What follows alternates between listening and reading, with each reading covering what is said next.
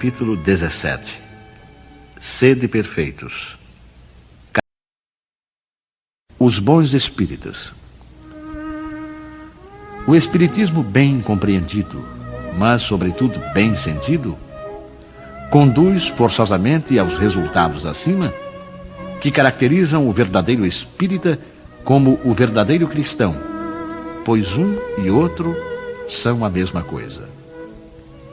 O espiritismo não cria uma nova moral, mas facilita aos homens a compreensão e a prática moral do Cristo, ao dar uma fé sólida e esclarecida aos que duvidam ou vacilam.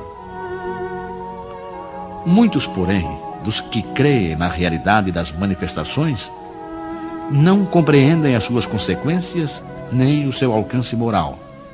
Ou, se os compreendem, não os aplicam a si mesmos. Por que acontece isso? Será por uma falta de precisão da doutrina? Não, porque ela não contém alegorias nem figuras que possam dar lugar a falsas interpretações.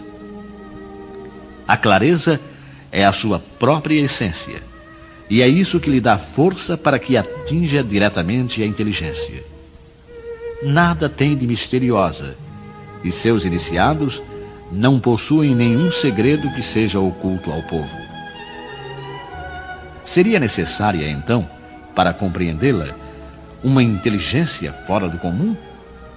Não, pois vêem-se homens de notória capacidade que não a compreendem, enquanto inteligências vulgares, até mesmo de jovens que mal saíram da adolescência, apreendem com admirável justeza as suas mais delicadas nuances.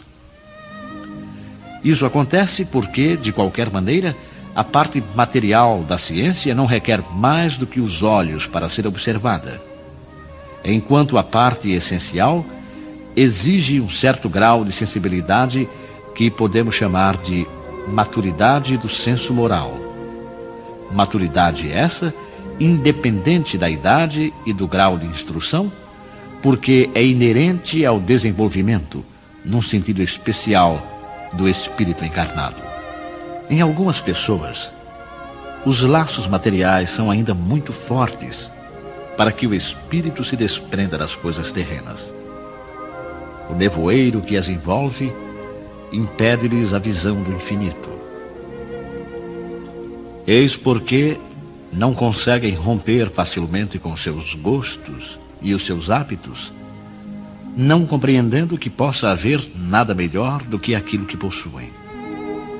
A crença dos espíritos é para elas um simples fato, que só modifica pouco ou nada das suas tendências instintivas. Numa palavra, não veem mais do que um raio de luz, insuficiente para orientá-las e dar-lhes uma aspiração profunda, capaz de modificar-lhes as tendências. Apegam-se mais aos fenômenos do que à moral, que lhes parece banal e monótona.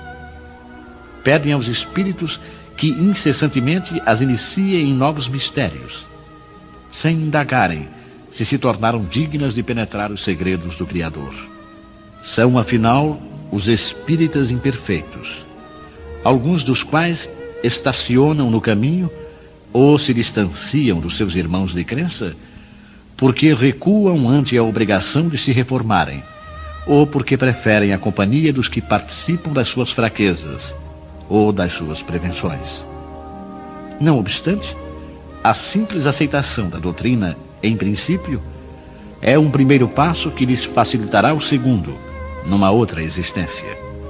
Aquele que podemos, com razão, qualificar de verdadeiro e sincero espírita, encontra-se num grau superior de adiantamento moral. O espírito já domina mais completamente a matéria e lhe dá uma percepção mais clara do futuro. Os princípios da doutrina fazem-lhe vibrar as fibras, que nos outros permanecem mudas.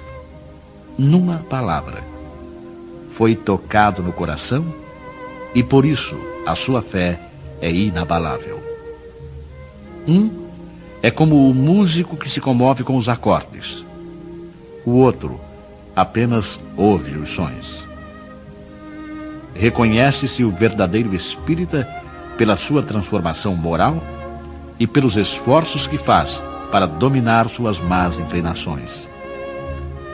Enquanto um se compraz no seu horizonte limitado, o outro, que compreende a existência de alguma coisa melhor, esforça-se para se libertar e sempre o consegue, quando dispõe de uma vontade firme.